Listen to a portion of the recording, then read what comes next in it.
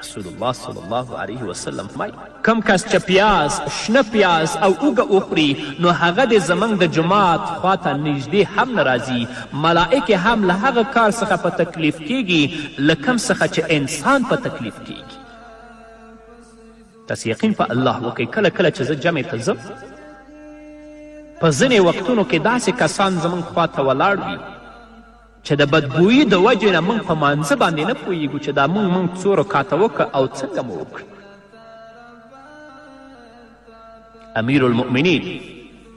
حضرت عمر بن خطاب رضی الله تعالی عنه د جمعې د ورځې د خطبې پر وخت وویل دا حدیث په مسلم کې موجود دی ای خلکو تاسې دغه دواړه نبات اوږه او پیاز خورئ زه ورته ناولي وایم ما رسول الله صلی الله علیه وسلم لیدلی چې رسول الله صلی الله علیه وسلم به د دې بوټي بوی د یو کس څخه محسوس که نو د هغه په اړه به حکم کو چې له جومات څخه یې وباسئ او په جنت بقیع یعنی قبرستان کې پرېږدئ. نو هر هغه کس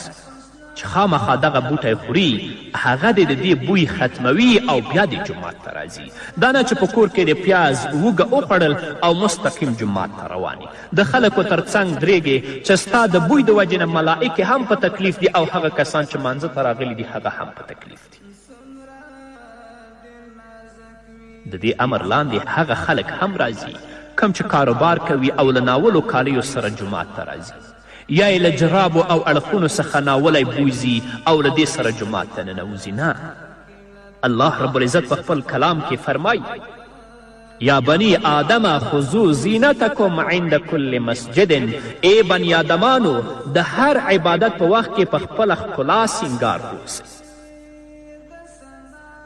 څوک د مستریتوب جامو سره جومات ته روان دي